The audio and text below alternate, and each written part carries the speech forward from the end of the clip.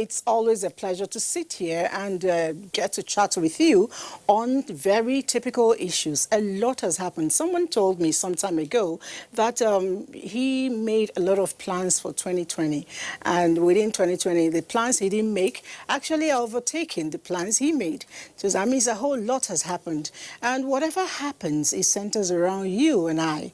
The show is Conversation, and today, recently, something very peculiar happened. We're not hitting that exactly, but we intend to look at the great power, the great leaders of tomorrow. That is the youth. A lot of times, certain things are ascribed to them. One of them is restiveness. What does this mean? Is it positive?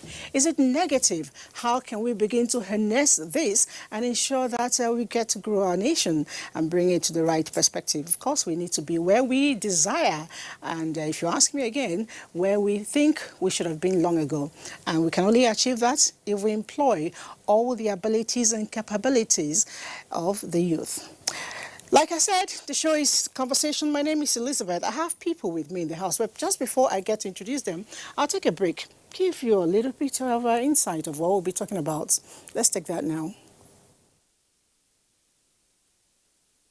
Young people are vital to the future of any nation. 34% of the people in Nigeria are between the ages of 18 and 40 years old. Societies globally are usually faced with the responsibility of bringing up their young ones, turning them into responsible members of the society. This is a process of socialization. However, when this process goes wrong, the result is never favorable to the society. There are many factors that lead to youth agitation, some of which are unemployment, poverty, lack of infrastructure, political instability, frustration, corruption, bad governance, ethnic and tribal crisis, overpopulation, false teaching in worship places, insecurity, ineffective communication from political leaders, and others. Youth restiveness has been a device used by the youth to get something from relevant authorities, and some of their modus operandi include protest, demonstration, mass rally. However, we often see such leading to vandalism, ethnic militia, political thuggery, and others were not properly managed. The consequences of such are better only imagined. The questions are, have youths given up on constructive dialogue? Nigerian youth have made a lot of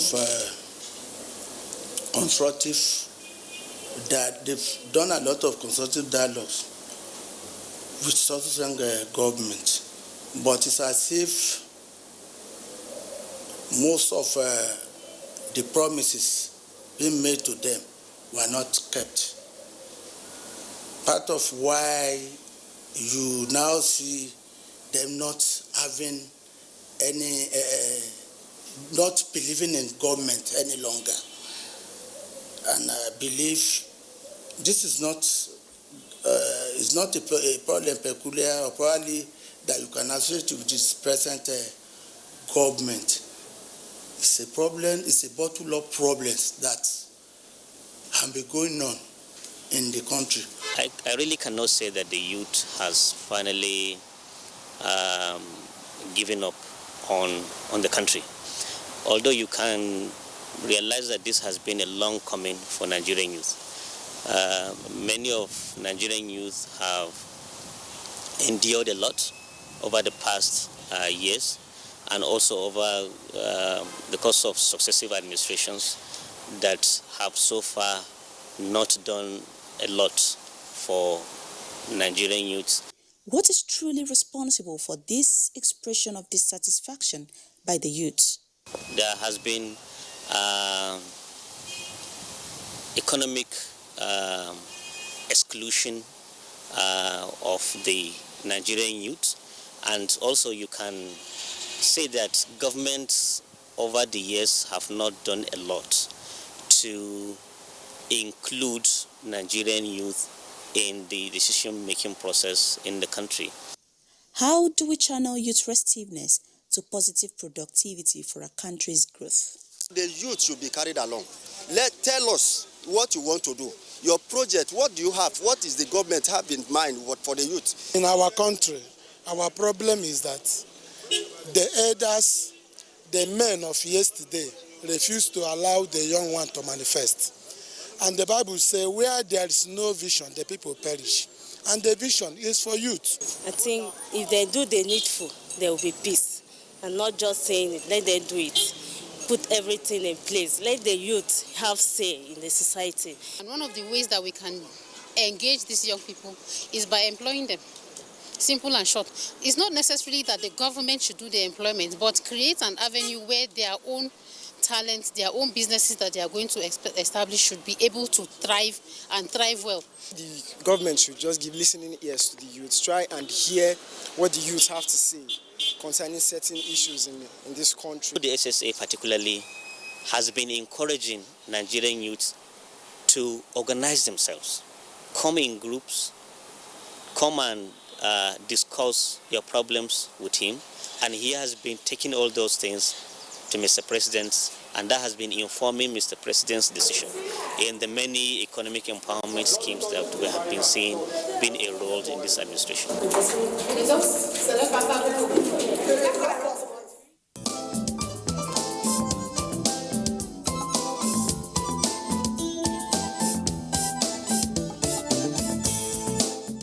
All right, and the show, like you know it is not an interview. It is not a question and answer.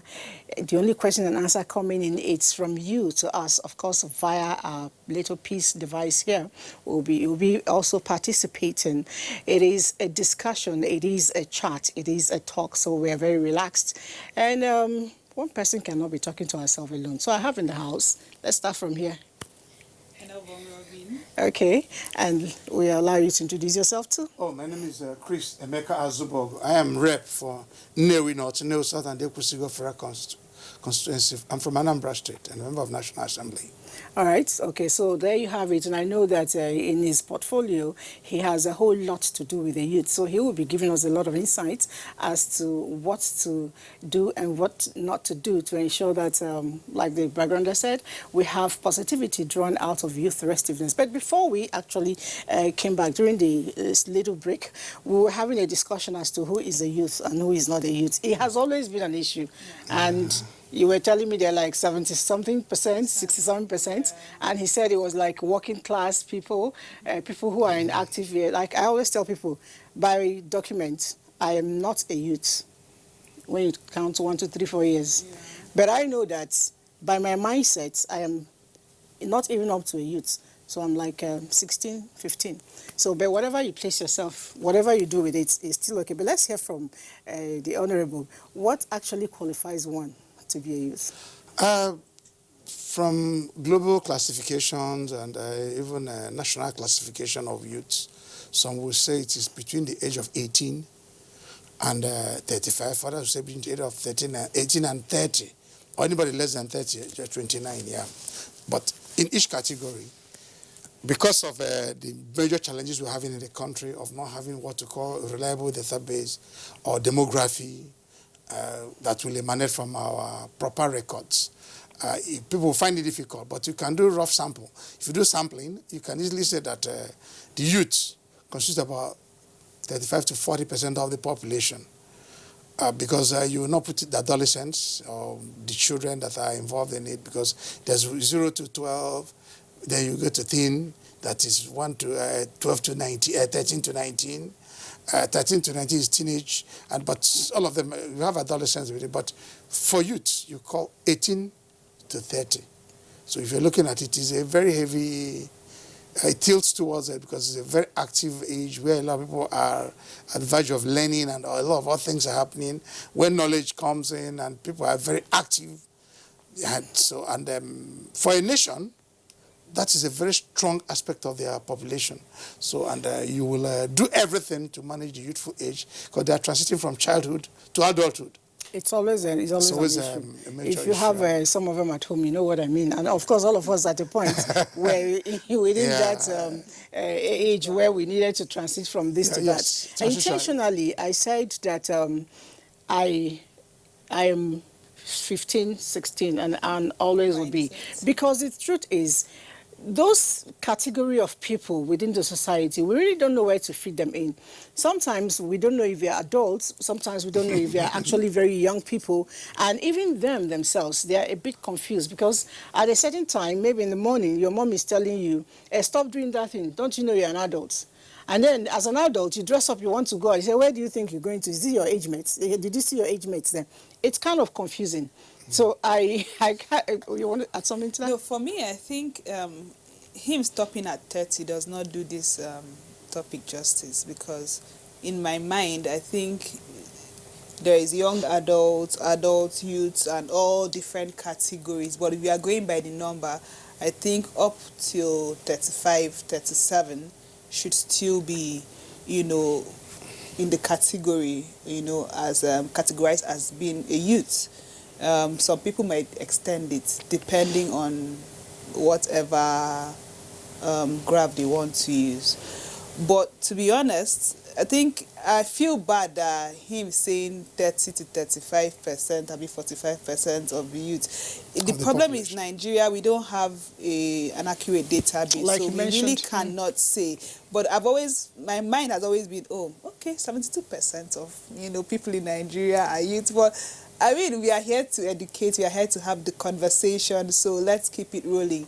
The topic, youth restiveness, Auntie Lizzie. This is, I don't know if we have 1 hour to have this conversation because it's very long. For me, I don't know. I'm here to, I don't know what angle you are going to be coming from. I don't know what angle he's going to be coming from, but I'm going to come from the angle that we need to trace.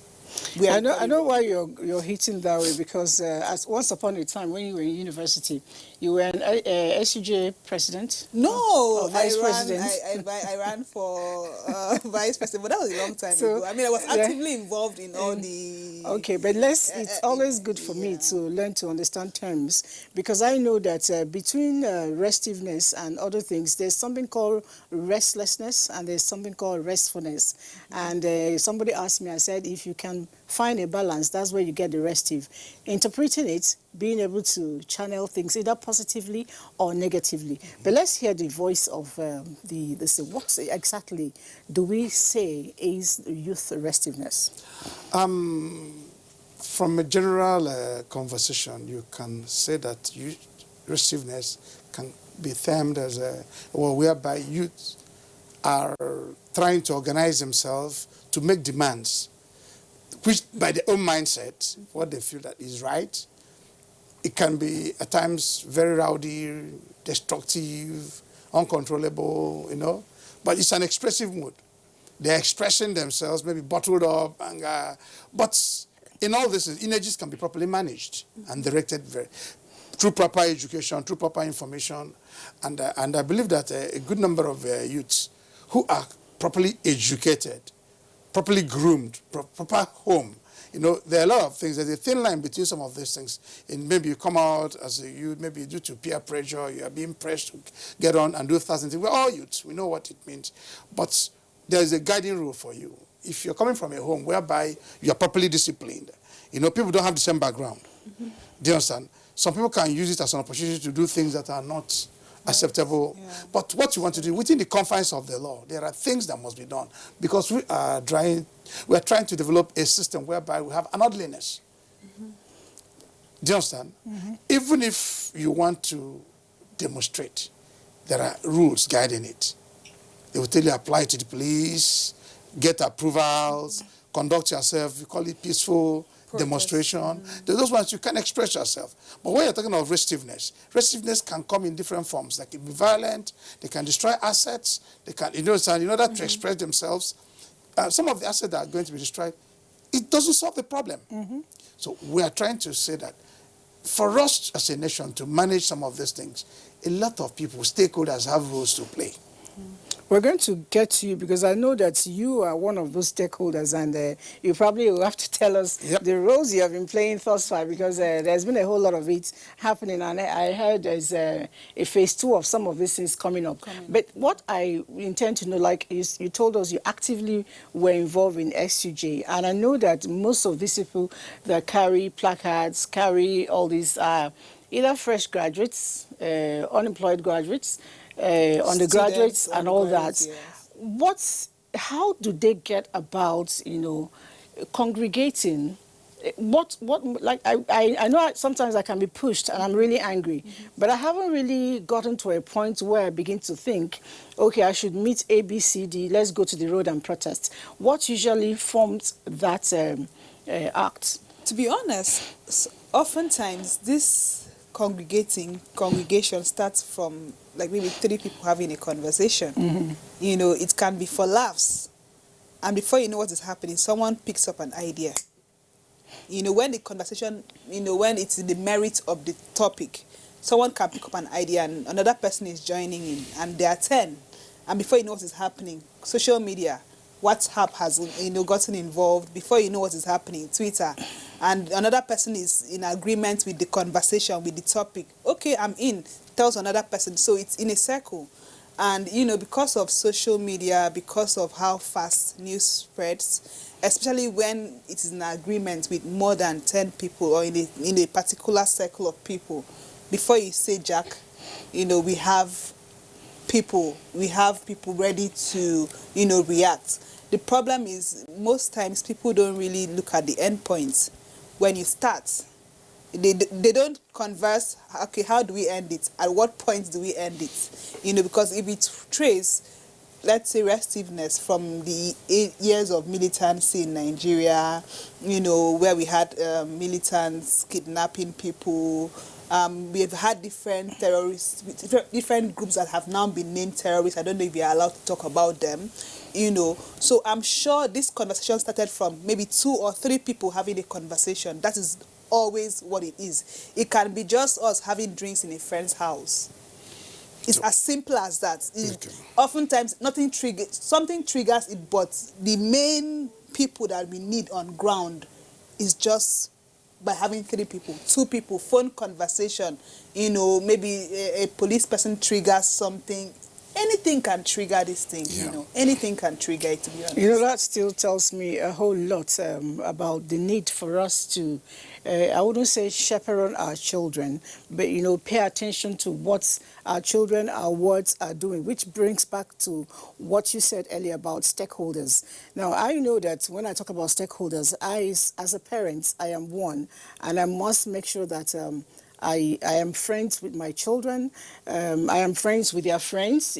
I keep saying that there's no end to the kind of children who produce, who are, subsequently the cream of society. If we produce good children, and good children come from knowing what their mind thoughts are. If I understand where my children's, abilities, capabilities, their sense of reasoning is going to, it's easy for me. I may not be able to remove completely, but I could alter it a little bit to give that human face to their brain. So when we begin to leave our jobs as parents, chase money, chase power, chase every other thing, at the end of the day, your child might just be one of those people who are carrying placard. The funniest part is that I noticed, I was asking somebody, you're carrying a placard for something. Please, what's all this? He said, I don't know now. They just say we should go and riot, and so we're rioting, And then another one I saw in social media, the guy was saying, oh, more, this is where it is happening. I have chopped rice, I have chopped chicken. And he was actually showing me, I have done this. In fact, we should be protesting every day. There is enough. He does not understand why they are protesting. Yes, the concept, the whole idea. So that is where the issue of information comes in. Communication at different stratas, at different levels, for us to understand the implications of actions. When we mention about stakeholders, from home, school, religious bodies, community leadership, the society, the leisure one, different groups and different stratas. Then we talk of welfares. Even a lot of CSOs, civil society organizations, NGOs, people at different levels and different stratas need to understand how societies and the fabric of societies are built. At times, the conflicts or misunderstanding can even be triggered not only from economic challenges, it can be political, it can be religious. Educational. So we have to consistently develop and extract the right information and pass it. Government, in their own wisdom, have created some avenues for proper channels of communication, like trying to build national orientation agencies, trying to have a Ministry of Information through mass media, do you understand, to enlighten people, for enlightenment and education, trying to communicate. But government have a strong role in intelligence gathering, because these are things that can be nipped at the bud, especially for policy makers. If we have the right information and the right data, and when you're applying policies, and ensure that you engage the stratas of people that are involved and with proper communication, for them to really know. A lot of things are being done for the youths. Do you understand? But the system does not even allow them that things are being planned for them. Just yesterday, they're talking of youths that want to go into agriculture. There are so many policies and so many programs, so many interventions coming up. So, but we need to enlighten and ensure that those programs and policies of government are properly planned so that it will easily get to those who it's meant for. You can hear people shout, oh, there's no... Yeah, over time, the rot in the system that have affected, because we can call it lack of unemployment, underemployment, bad governance, lack of infrastructure. There's so many causative factors that is affecting our society negatively. And these are things that are actually, even the content of our education, the quality of the needed skills that people have to have for them to be employable. A lot of people are graduates, but ask them, what can they do? The skills. They don't have the set skills that will help them to have life-sustaining jobs. So you need to retrain and retool them and re-equip them. Some of them, you need to even get people to understand that these are things, the choices they make. You know, you did mention a whole lot regarding the stakeholders, and it got me thinking, because apart from who may be responsible for these young people, I also think that if you're 18, you're already responsible for yourself. Do we have the kind of youth who understand? Everybody knows what is wrong and right. I mean, a child of 3 years, if I say don't do this, and he says, okay, mom, if I leave the house and he's going there, if I come around, he's going to run away. Yeah. So how can we begin to awaken the conscience of the young people to understand? It is something that we need to do proper social engineering from. Responsibility is everybody. That's our society. And I've mentioned what composes our society: the family, the school, the church, the community, the larger society, the larger states, the local, everywhere. There are responsibilities by every person, but most of us have failed in it. One person is not going to solve the problem from head to toe. Things have to be done the right way. Take, for instance, why can't somebody be restive when he would take an exam? Then somebody he knew very well, he performed better than will get the job or get the admission, and he will not get. It's very it's not being fair to them. So we need to look at our system. We have to start talking about social justice and equity, fairness. So there are things, the major fabric of our society that needs to be looked at. For me, I'm a lawmaker. I am driving for merit. And for me, I always tell you, it's time we do away with something like fair character, so that people will know that if you work hard, you get the right things for you. Have a standard for everybody. When you have double standards, do you understand? You do pick and choose. You can enforce here, you won't enforce there. You use the same standard for everybody. You want to build a nation, every Nigerian citizen must be treated as one, equally, fairly. So that what we are saying is so that people do not feel that they are disadvantaged. These are some of the things that can prop up the restiveness in our community and society. So we are looking at the causative effects. It is general. People have responsibilities, both at the family level, at the larger community level. So you must take charge, take responsibility for actions. And there are consequences. You know that if there are no compliance, there are rules. We are governed by rules. If you don't act well, there are things that will affect you. So these are the things we are looking at, so that you will know, even if you want to showcase that you're angry, there's a limit to which we can do that. You cannot exceed your rights. I think you are going by the books. I think you are going by the books. Let's go by, what we all see every day. I am not going to sit down here and, blame religion or blame parental upbringing for faults that largely the government contributes to. when I say I'm not going to blame religion is because which religion am I going to blame? Islam, Christianity, traditional religion. Every adult, every youth, every human being who has a religion knows that, okay, oh, this is wrong, this is right. If your religion tells you slap this lady here, and as a human being, I'm like, what am I slapping the person for? If you cannot question, Amen. Yourself, your intentions, if you cannot reason out of religion, then we already have a problem. For parental upbringing, I'm going to tell you as a fact that some of the let's use the NSAS protests as an example.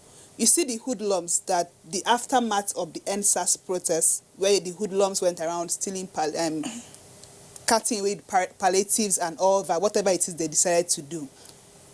I've seen a lot of conversations saying, oh, people were hungry, oh, our thing, our this, our that, poverty, this, that. If you look at the number of people, the category of people that, made away with some of those things, it's not all of them that are not educated. It's not all of them that are hungry. Some of them just did it for the vibe of it, for the rush, So you wouldn't tell me that, okay, some people who went to take Indomie cannot afford that Indomie. They can afford it. Some people who went to, destroy properties cannot afford it. Some of them can afford it. So let's leave parental, all that. Let's talk about the government's role in, in ignoring some of the... I think you are missing it. How? Because you answer the questions yourself. But I'm saying that let us have a conversation about... No. You can't focus, because when you talk of government, we are all part of government. And every society deserves the government they have. Because it's the same society that produces the government you are talking about. Okay. So, excuse me, if you define your leadership enthronement process, those who are, by your values, societal values, you are talking of government. Nigerians are fond of blaming government for even responsibility that they have to. Okay. So, excuse me, you take charge of your responsibilities. Let me tell you, you can afford, or your family can afford Indomie, but you went out because of the vibe of it, because of the hype of it. You took it away. Why take what you don't need? What I am saying, when I said government, so the question now is, why did we have those things there for that long? No, excuse me. If there are... You are talking of the same government that gave it to another level of government to give to people, and maybe they don't have the framework to share. There are things we need to find out. So you agree that there is a problem with communication, and there's a problem with people. You pick out, some gave, some did not. That's why for every action there must be consequences. Find out those who did not. So has anybody till date been called to book for that action? All right, that question. You see the question. So people. Everybody is an armchair critic in the country. Passing the buck. Not the responsibilities for actions. Do you understand? Yes. So you can, let me tell you, if you want to follow it, there are set rules. If the person that was giving the items was giving directive on what to do and who to give it to, and he has not. Okay. So when you want to create framework, we wasn't in a hurry. When you want to do policy, there are things that are followed. Let me tell you, that's why we're talking of governance structure in the country. Okay. We have to look at it critically. For a system to work, you need to look at your processes and procedure. So when each time you blame, we are all part of it. Let me tell you, you say you will not blame church. Church have a great role to play in politics. You won't blame family and community and society. They have. Even the youths that are talking about, their own responsibilities are youths.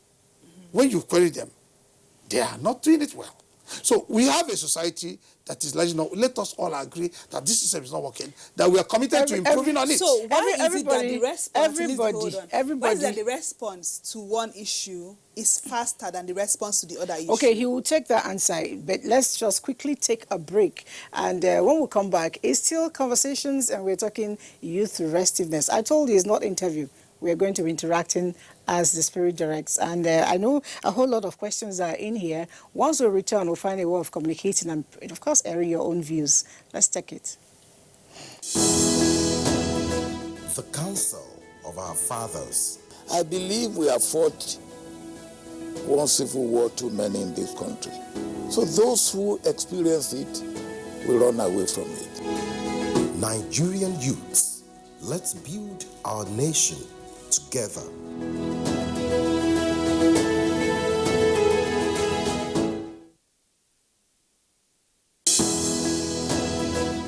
Counsel of Our Fathers. My advice to these young people is please do not take us back to those harrowing days. You probably do not know what it is. Nigerian youths, let's build our nation together.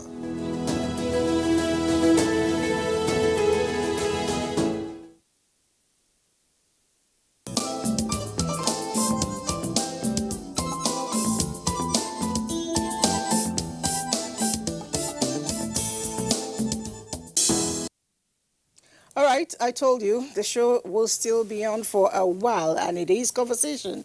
The guests are still all here. Everybody's heated up because the youth remains the fabric of every nation. Yeah. And if we get the youth right, we get the nation right. I agree with Train you. up a child, train up a youth, and you have a beautiful country. Now, I want us to go to solutions. We've talked about who is to be blamed and who is not to be blamed.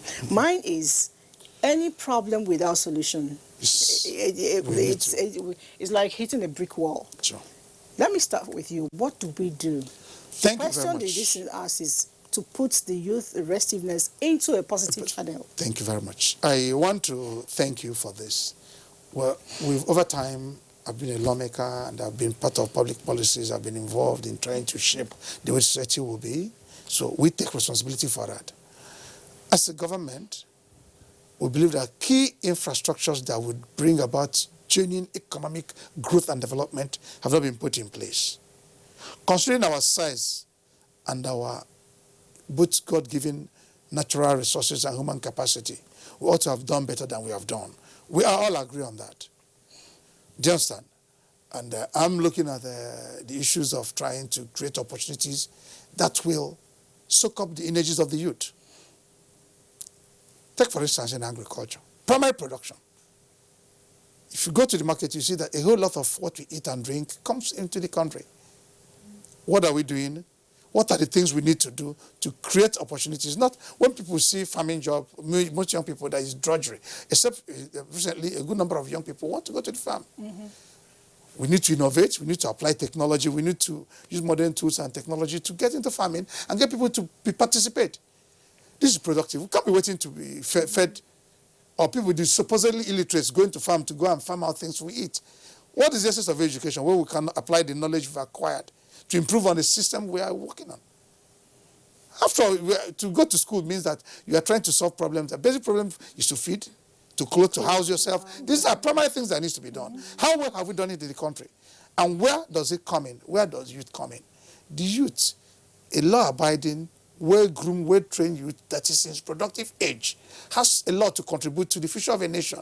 So we need to prepare them. We can't say youth are the leaders of tomorrow or our future. Any nation that doesn't have a vibrant youth group doesn't have any future. Definitely. So what we are talking about is that let us all, that's why when you talk about, for you to transit from childhood to adolescent to become a youth, the family and the school have a lot of things. The environment have a lot to shape and mold. And there are values you have, no matter what. People we are coming to genuinely express what is wrong with NSTARS. But some other youths capitalize on it and engage in criminality. So there are differences between some of those. That's why I'm talking of the background. Taking what doesn't belong to you, what does it connote? Or entering into somebody's private warehouse and destroying somebody's businesses. What do you think? And these are businesses that employ people. It's stealing. You want to defend that? No, there's a way you draw a line. So okay, that's why, you're asking for solutions. There are solutions now. Solution is that government have responsibilities. We as society have a responsibility. Even the kind of education we pursue, the aspirations we have, we are asking that government should provide infrastructure that will produce a lot of skilled youths and create infrastructure or opportunities for them to apply themselves. We are practicing democracy based on free market economy. Based on rule of law. Mm. So if we're not in socialist state where government will do everything for you. Mm. You must add value. How do you earn money? By value addition. You must offer service. Whether you are producing goods or you are producing services, you must offer in exchange for money. So these are what we need to create. What are we demanding? That government should create a place whereby we can exercise ourselves, create opportunities for market too, where you can buy and sell. Social media is there today. You can do a lot of things on it. But there's a limit to what it is, because it is also, everything have advantage, have disadvantage. We're talking of where there are even media bullies, where you have misinformation, negative information or whatever, even the ills of social media. All right, Honorable. Fake news. Let's quickly take some participation. Hate speeches, all those things. These are things we're looking at. Okay. My name is Engineer. But what we need to do, basically, is that everybody must be willing to say they want to contribute. Not defining. You might want to be a medical doctor, a lawyer, but what is available now in nation building is that we need those who are going to dig up and build the walls, have coveralls, go to farm. You do that first. Okay. Let everybody come out. Do you understand? Wear a coverall, be ready to. If it's a scalp job that is available for now, you do it. You can still get to where you're going to get to in life. So people cannot do pick and choose. So I think what you're basically saying is that our educational system should be intentional in creating skills. Rigid. Because right now, do we even have an educational system? If ASU has been on strike in fact, let's leave that conversation. Let's leave that. It's a conversation for another time. But I think we should be intentional about creating skill sets for the jobs that are yet to come. Yes. Because right now, what we have, as you know, is not enough.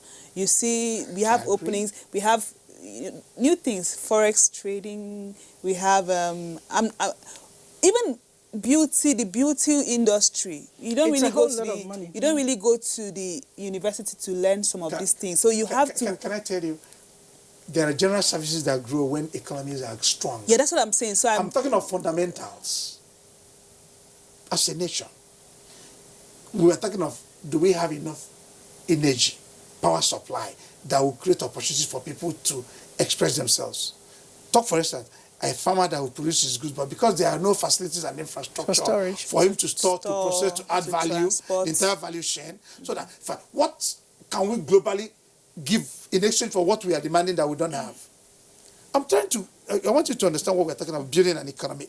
A proper structure. All right, Honorable. It's not about the general services. So these are the things we are looking at. Let's quickly communicate with our audience who have been writing. My name is Engineer Babagana Jida Shantima. The main trajectory lies on lack of tenacity of purpose of not engaging into right thinking, hitherto of not engaging in skills and innovation, because an idle man is a devil's workshop. And it still goes back to what we've been saying. I sincerely want to, told his line, because I think still going back to what you mentioned about education, when we were younger, we were taught courses like philosophy and logic, logical thinking to be able to get things done.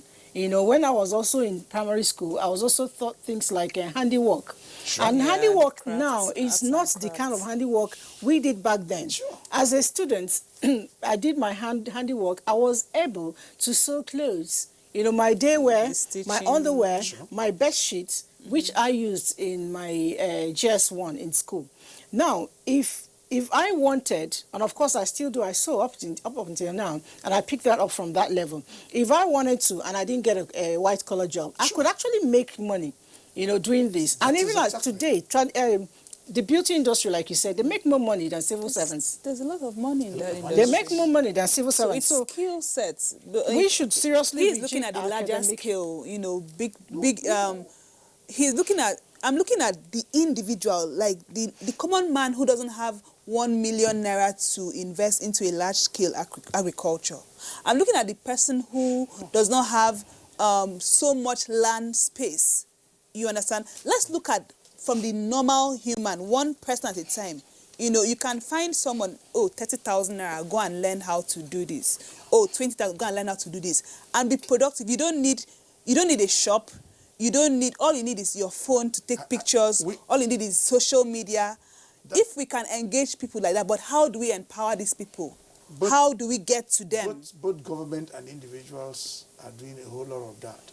We are talking of how do we drive a sustainable and reliable economy. Do you understand? Okay. Because when the bigger economy is affected, small services are impacted or affected negatively. That's what I'm saying. Okay.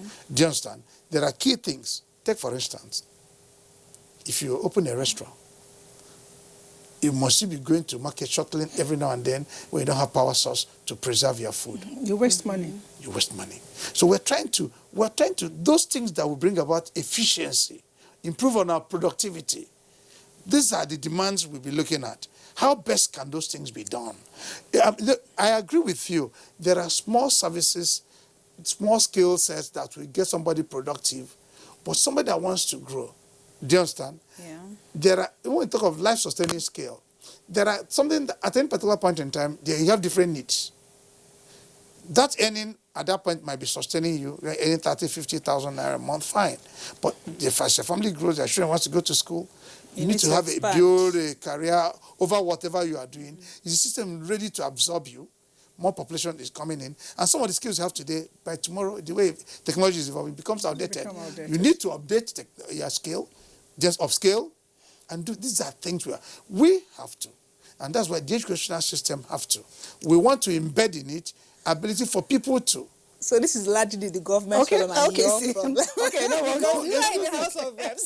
Society, no, when you are talking you are about the one in the House of Reps, so you will tell society, me what you have done. You are waiting for to society. Make this you see better. the mistake you're making? You're calling House of Rep.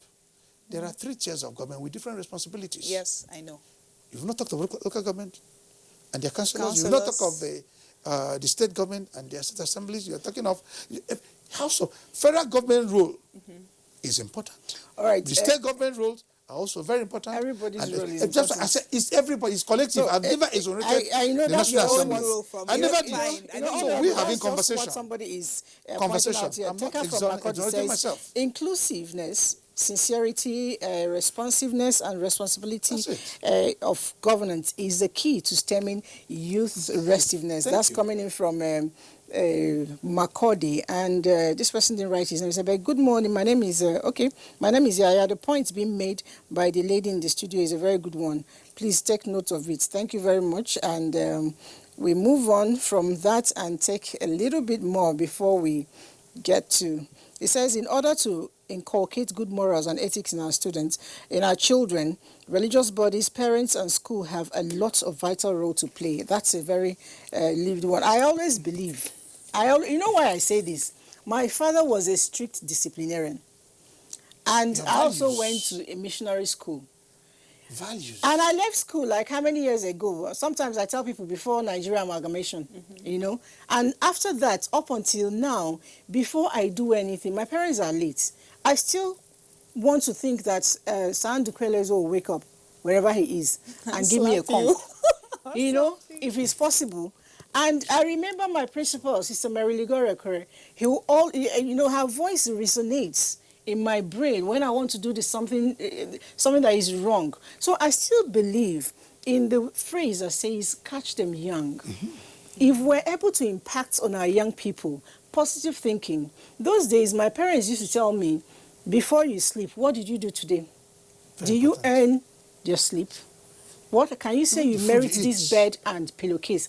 I was just, my job there was just to read book. So if I haven't achieved much at the end of the day, my mom will send you back to the study room to go and study. Even if it's for you to read Eze Goes to School, 2 pages before you go and sleep. Yes. So that's, it wasn't like I needed to read that storybook. But I also needed, what she wanted me to, take out from there is discipline, accountability, responsibility. So those are the things I carried on till now. You can't give me a task. And for me, impossibility is not in my dictionary, And I always believe that dialogue is always the key. I think that whatever protest we're doing, like you said when you started, you said it all starts with a discussion between 2 and 3 people. As long as I'm concerned, those 2-3 people are the leaders. And those 2-3 people must ensure that they find a way of coordinating that protest. I am not against protest. We all protest one way or the other. If we can't carry placard, we can protest by rejecting food. Yeah. I see husband and wife that used to, when the wife reject your money, the husband will reject. We reject your money. The husband will reject food. That's his own silent way of doing protest for the wife, And then the wife too, maybe that's nice, will go to sleep in the other room. So that's her own way of protest. Protests come in different form. But whatever form you choose, ensure that nothing is destroyed. Which is why even going to find the end product. Exactly. Non-violent approach. Exactly. There are places you put across your information without. If you're talking of building infrastructure, government have failed. largely, most of the challenge we're having is due to poor infrastructure. Then you're going to destroy the infrastructure. The non-existent infrastructure. So where will you get the resources to replace it? And you deny yourself because you're asking for food, but you burn the one, you threw away the one that was available for you. So you can't eat your cake and have it. So you destroy what was already, the little that was already in place. You're not looking for money. As of today, Nigeria is borrowing to put infrastructure. Do you understand? So seeing somebody to copy, an arsonist, thinking that that's a way to express him or herself, it's unacceptable. By destroying things, or destroying businesses that are employing people. You don't have job. Some people who are already off the job so they can create opportunity for you. You destroy the business where they are employed. So they will now go back and join you. More people will not have jobs. So what we are trying to do is that we agree that things are not normal. But we have all have prices to pay for things to get normal. Trying to lay accusation or blaming or doing this and that. No, let's sit down and tell us the truth. We must make sure we're closing the gap. Fewer and fewer people are living in ostentatious life. They understand, very verbose, expressive themselves, showcasing big lifestyle and everything that people are not exuberantly. Then a lot of other children are living in abject poverty. So the gap is too much. So, and these are things people see. That's why even homes, even when you think you are comfortable, you need to discipline your children. Let them not unnecessarily showcase wealth. Because it can provoke people. And when the society starts agitating, you don't know who it touches. So you cannot. So there must be discipline. Even if you think you are comfortable, you must make sure that your children does not unnecessarily display affluence. Where other people cannot feed, other people cannot go to school. Because on one end we have poverty. Poverty. On one hand, we have and people who are, the poverty seems to be far, far more. Who is going to protect you? So we are going to be conscious of what is happening. Buttressing what you said, I know that each time there is riots and protests, the target is always the highbrow area of the city. I remember that of Lagos. Mushin was not attacked, but we know the places that were attacked. The same thing with this place. But somebody is telling us, Hezekiah says, a country without electricity can never grow. I think that's what he was saying. He says, and then another person tells us here. There are economic infrastructures that must be put in place. These are things that will improve on lifestyle. You can earn money. But if there are no infrastructure that will help you to conserve and efficiently manage the money you have, you can't grow. We are looking at what you're paying for fuel, what you're paying for energy, what you're paying for. These are things, when you want to measure growth, you don't measure growth by how much money you have. We are talking about the Human Development Index. So there are critical indices for you to measure if people are doing well or not. If the number of enrollment in schools compared to the number of children we have, that when it comes to general public policy program we discuss, is our population, is our economy growing as the rate of our population? If it is not, nations have managed their population growth. India did, China did. You tell me to have only one child. It won't work now. No, I'm not. I didn't say that you will. You have to. Okay. But you need to have what you can manage. Unconsciously, we are actually all doing that. Most people don't have more than 3 or 4 anymore. Excuse me. I say you can. Because if there are measures you put in place, because governments have responsibilities in bringing up the citizens. But what I find interesting is, with the natural resources we have in this country, with the human resources we have in this country, because I know that we have a lot of skilled humans, we have very bright people. The major question is, why? Thank you. You're talking about the potentials.